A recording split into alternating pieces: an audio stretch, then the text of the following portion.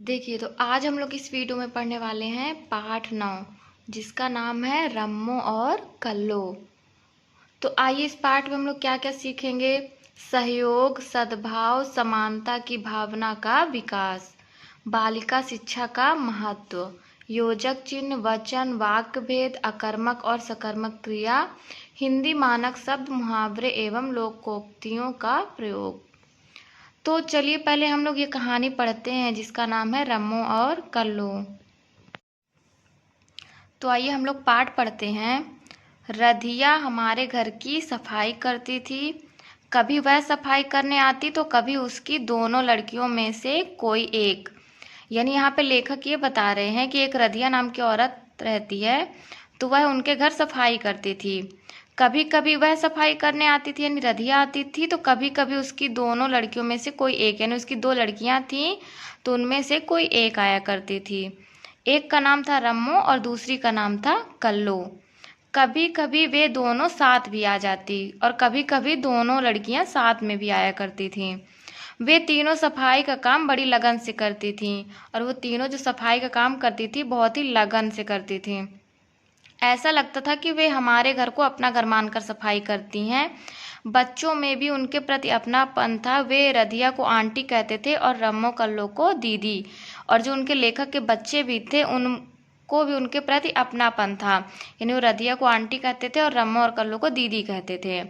रम्मो की उम्र 14 वर्ष थी और कल्लो की 12 वर्ष। पढ़ाई लिखाई उन्होंने बिल्कुल नहीं की थी, बस माँ को काम में सहायता करती और अपने घर का कामकाज करती। यानी रम्मो और कल्लो जो थी उन्होंने बिल्कुल भी पढ़ाई लिखाई नहीं की थी, वो बस क्या करती थी, अपने माँ के काम में सहायता करती और अपने घर का काम करती थी। मैंने रम्मो से पूछा, रम्मो बिटिया तुमने पढ़ाई लिखाई नहीं की? यानी जो लेखक रहते हैं वो रम्मो से ये पूछते हैं कि क्या तुमने पढ़ाई लिखाई नहीं की? तो वो बताती है, नहीं बाबूजी, हमारे परिवार में लड़कियों को पढ़ने कोई नहीं भेजता। हाँ, लड़के ज़रूर थोड़ा बहुत पढ़ लेते हैं।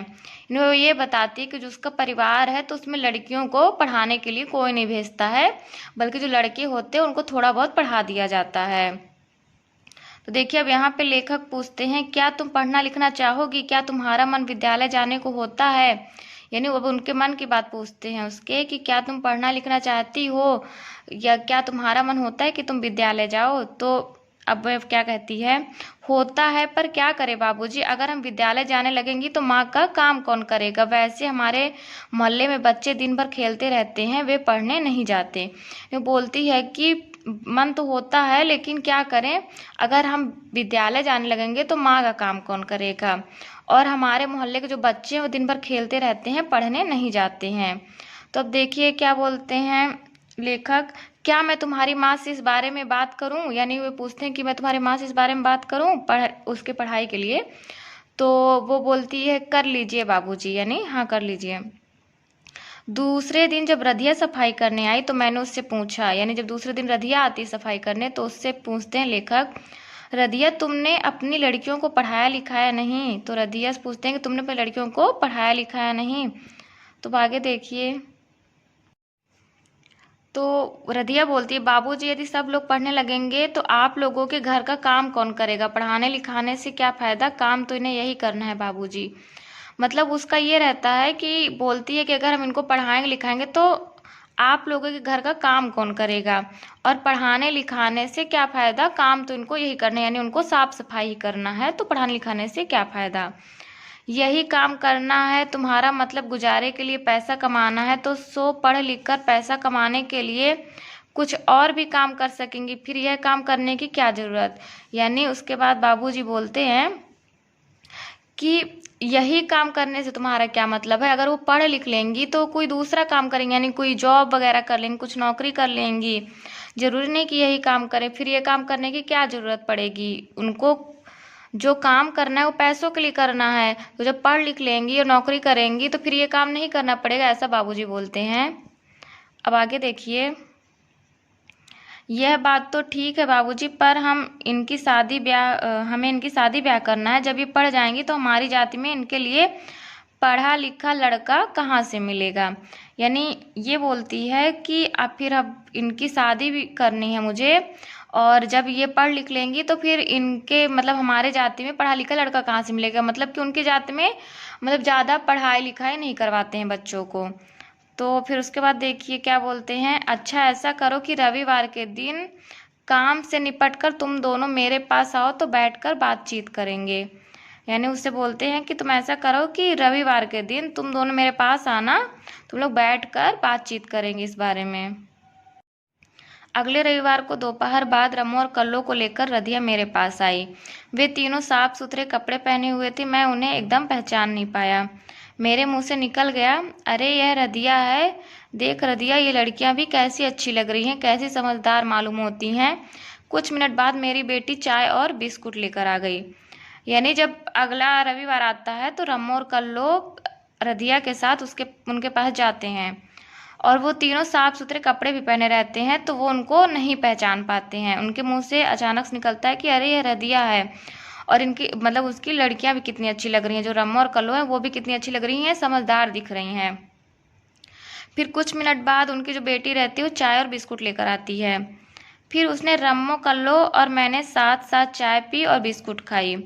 तो फिर उन लोग चाय पीते हैं और बिस्किट वगैरह खाते हैं।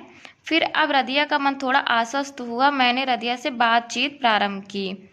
रधिया तुम इन लड़कियों को विद्यालय क्यों नहीं भेजती हो, यानी अब वो बातचीत करने स्टार्ट करते हैं कि तुम इन लड़कियों को विद्यालय क्यों नहीं भेजती हो, क्या करेंगी ये विद्यालय जाकर, मुझे इनके विद्यालय जाने से काम की कठिनाई होगी, मैं आधा काम कर पाऊंगी, मेरी आमदनी आधी रह जाएगी और मेरे घर भी छूट जाएंगे।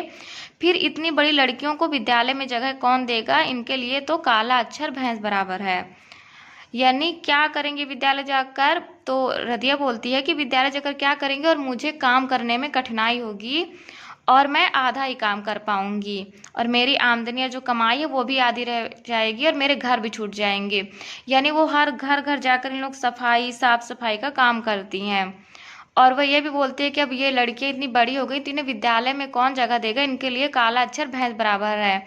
काला अक्षर भैंस बराबर का मतलब यहाँ से है कि अनपढ़ है, मतलब कुछ भी नहीं आता है, तो काला अक्षर भैंस बराबर ये एक मुहावरे का प्रयोग है। रधिया तुम्हारी दोनों कठिनाइयाँ दूर हो जाएंगी, अभी वर्ष भर इन्हें मैं पढ़ाऊंगा, ये काम करके दोपहर के बाद मेरे पास आ जाया करेंगी। ये मेरी बेटियों की तरह हैं, जैसे तुम हमारे घर की सफाई मन लगा कर करती हो वैसे मैं इन्हें पढ़ाऊंगा और तुमसे कुछ नहीं लूंगा। इनकी किताबों और कापियों पर जो खर्च होगा वह मैं करूंगा। सुबह को ये तुम्हारे साथ काम करेंगे और दोपहर बाद में मेरे पास पढ़ने आएंगी। यानी बाबूजी ये बोलते हैं कि तुम्हारी कठिनाइयाँ दूर हो जाएंगी, इनको साल भर मैं पढ़ाऊंगा और ये पहले काम करेंगी, उसके बाद दोपहर के बाद मेरे पास आ जाया करेंगी, और ये मेरी बेटी जैसी हैं, जैसे तुम मेरे घर की सफाई मन लगा के करती हो वैसी मैं इनको पढ़ाऊंगा भी, और इनकी कापी किताब का जो भी खर्चा होगा वो भी मैं ही करूंगा, और सुबह को ये काम करेंगे और दोपहर को मेरे पास पढ़ने आएंगी। रधिया में आत्मविश्वास आया। रमो और कल्लो में अच्छी तरह जीवन यापन की इच्छा ने जन्म लिया। रधिया ने अपने पति से अनुमति लेकर रमो और कल्लो को पढ़ने के लिए मेरे पास भेजना प्रारंभ कर दिया। सुबह को वे माँ के काम में सहायता करती और दोपहर के बाद मेरे पास पढ़ने आती। मैंने उन्हें समझाया, तुम उन बच्चों से अच्छे हो जो केवल पढ़ते हैं और माता पिता के काम में सहायता नहीं करते। जिस लगन से तुम घरों की सफाई करती हो वैसी लगन से अपनी पढ़ाई करो। यानी अब रधिया को यह आत्मविश्वास आता है, और रमो और कल्लो भी जो रहती हैं उनके अंदर भी अच्छी तरह से जीवन यापन की इच्छा जन्म लेती है। यानी उनको भी लगता है कि अब उनका जीवन यापन अच्छी तरीके से होगा जब वो पढ़ लिख लेंगी। और जो रधिया रहती है वो अपने पति से अनुमति लेती है इसके लिए, और रमो कल्लो को उनके पास पढ़ने के लिए भेजने लगती है, और वह सुबह अपने माँ के काम में सहायता करती हैं और दोपहर को उनके पास पढ़ने जाती हैं। और उनको बाबूजी ये भी समझाते हैं कि तुम उन बच्चे से अच्छे हो जो सिर्फ पढ़ाई करते हैं। यानी कुछ बच्चे जो सिर्फ केवल पढ़ते हैं और माता पिता के काम में सहायता नहीं करते हैं, और उनको ये समझाते हैं कि जिस लगन से तुम घर की सफाई करती हो उसी लगन से तुम पढ़ाई भी करो। फिर देखिए, वे दोनों मेरे पास वर्ष भर पढ़ने आती रहीं। उन्होंने बहुत लगन से पढ़ाई की और एक ही वर्ष में कक्षा 8 के स्तर तक पहुंच गईं।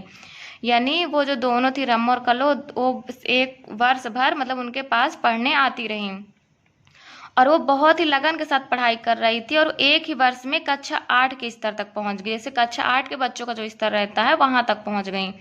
मैंने उनसे कक्षा 8 की परीक्षा दिलवाई, दोनों परीक्षा में उत्तीर्ण हो गई। रम्मो ने प्रथम श्रेणी के अंक प्राप्त किए और कल्लो द्वितीय श्रेणी के अंकों से उत्तीर्ण हुई। यानी जो कक्षा 8 की फिर उनको परीक्षा दिलवाया गया, तो उसके बाद दोनों ही परीक्षा में पास हो गई। जो रम्मो थी वो फर्स्ट डिवीजन और कल्लो सेकंड डिवीजन से उत्तीर्ण हुई। अब देखिए, अब उनकी पढ़ाई करने की इच्छा और तीव्र हो गई। उन्होंने उसी विद्यालय में कक्षा 9 में प्रवेश लिया। रम्मो को 100 रुपये महीने की छात्रवृत्ति भी मिल गई। 100 रुपये मासिक पर रदिया ने अपनी एक और सहायक रख ली और रम्मो और कल्लो को नियमित रूप से विद्यालय भेजना प्रारंभ कर दिया। यानी क्या होता है कि जब अब उनको पढ़ने की और इच्छा होने लगी, उन्होंने फिर उसी विद्यालय में कक्षा 9 से प्रवेश लिया। 8 उन्होंने उत्तीर्ण करने के बाद कक्षा 9 से प्रवेश लिया। फिर रम्मो को, जैसे रम्मो फर्स्ट डिवीजन पास हुई थी, तो उसको छात्रवृत्ति भी मिल गई। 100 रुपये महीने की छात्रवृत्ति मिलने लगी। तो 100 रुपये मासिक पर रदिया ने अपनी एक सहायक रख लिया, यानी अपने साथ काम करने के लिए और साथ में रख लिया।